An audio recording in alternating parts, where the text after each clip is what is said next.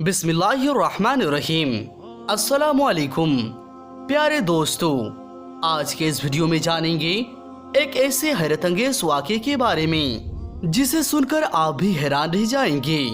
आज इस वीडियो में जानेंगे एक अल्लाह के वली के बारे में जो शेर पर सवारी किया करते थे, लेकिन इसके बावजूद इस अल्लाह के वली के बीवी उनके साथ किस तरह से सलूक किया करती थी।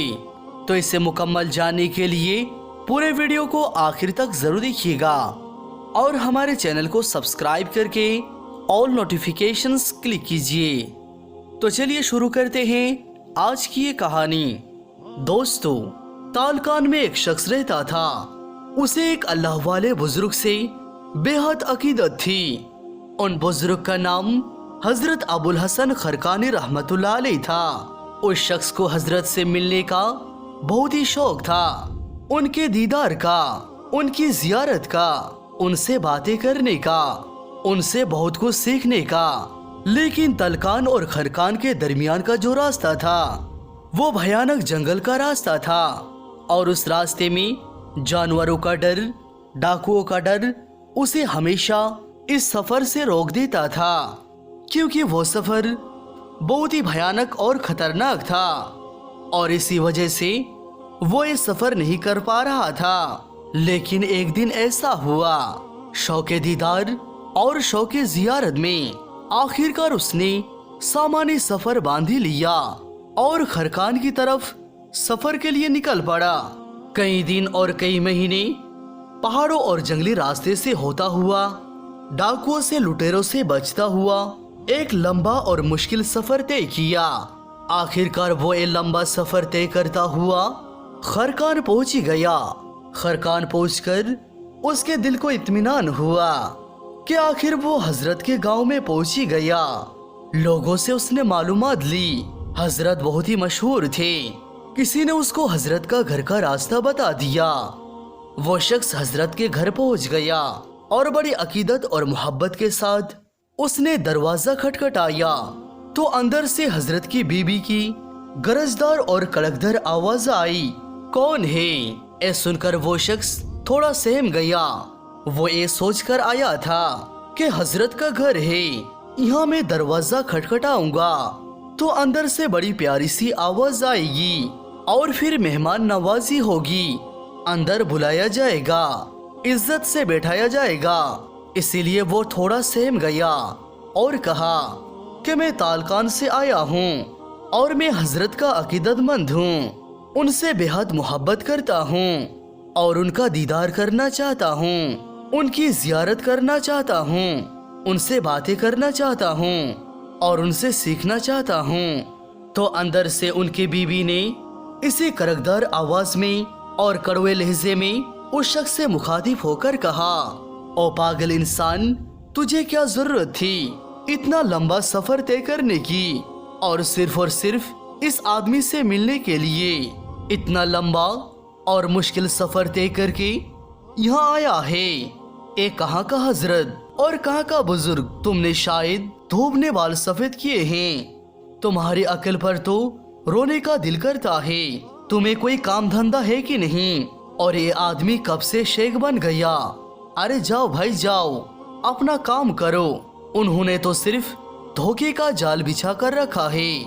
अभी वक्त है, जहाँ से आए हो उल्टे पैर वापस लौट जाओ। उसके चक्कर में ना पड़ो। उसके चक्कर में पड़ोगे तो ना दिन के रहोगे ना दुनिया के। जब उस शख्स ने हजरत की बीवी की ये बातें सुनी तो उसकी आंखों के सामने अंधेरा छा गया, पैरों तले जमीन निकल गई।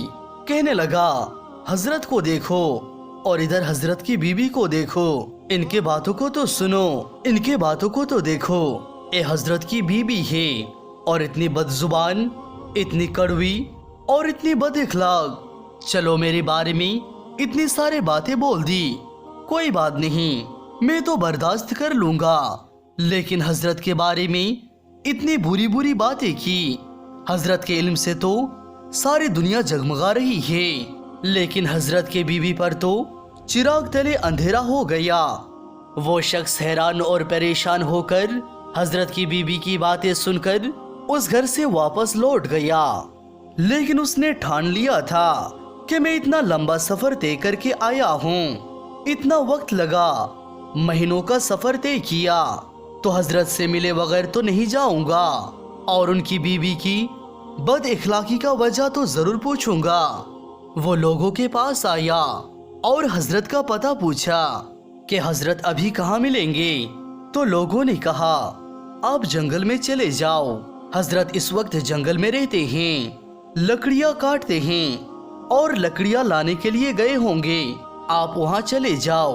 अब वो अकीदतमंद जंगल की तरफ निकल पड़ा तो रास्ते में उसे शैतान ने बहकाया और उसे बरगलाने की कोशिश की कि तुम कहाँ जा रहे हो, कौन सा शेख, कैसा शेख, किसके चक्कर में पड़े हो। अगर ये इतना बड़ा शेख होता तो उनकी बीबी जरूर अच्छी होती, ये अपनी बीबी की तरबियत कर देते। शैतान मरदूद अजीब अजीब किस्म के वसवसे उस आदमी के दिल में डाल रहा था ताकि वो अपने शेख से बदगुमान हो जाए, लेकिन वो शख्स बहुत ही अकीदतमंद था। वो ला हौला वला कुव्वता इल्ला बिल्लाहिल अलील अज़ीम पढ़ता हुआ आगे बढ़ता रहा। उसके दिमाग में बहुत सारे सोचें आ रही थी। उन्हीं सोचों का ताना बाना बुनता हुआ वो अपने मंजिल की तरफ चला जा रहा था तो अचानक वो क्या देखता है कि एक शख्स शेर के पीठ पर बैठा हुआ है और पीछे लकड़ियों का गट्ठा लदा हुआ है और हाथ में काला सांप है। वो शख्स पहचान गया कि हो ना हो ए वही बुजुर्ग है, ए मेरे शेख है। वो मोहब्बत करने वाला अकीदतमंद जब करीब गया तो हजरत से मुखातिब हुआ और कहने लगा हजरत, जंगल में तो आपका ये मुकाम है कि यहाँ पर आपने हर जानवर को अपने काबू में कर लिया है और जानवरों के बादशाह शेर को भी आपने अपने काबू में कर लिया है, जहरीले सांप को भी अपने काबू में कर लिया है, लेकिन घर में आपकी बीवी बेकाबू है, आपने उसको काबू में क्यों नहीं किया। वो इतनी बदजुबान, इतनी बद इखलाक, हजरत ये क्या माजरा है, मुझे समझ में नहीं आया। हजरत ने बड़े प्यार से कहा ए अल्लाह के बंदे, अपने फरेबी नफ्स और शैतान की बातों में ना आओ। हमारे और हमारे बीबी का एक साथ होना नफ्स की ख्वाहिश नहीं है बल्कि अल्लाह ताला के हुक्म पूरा करने के लिए है। और याद रखो, हम ऐसे सैकड़ों बेवकूफों का बोझ बर्दाश्त करते हैं, बंदों को बर्दाश्त करना सीखो।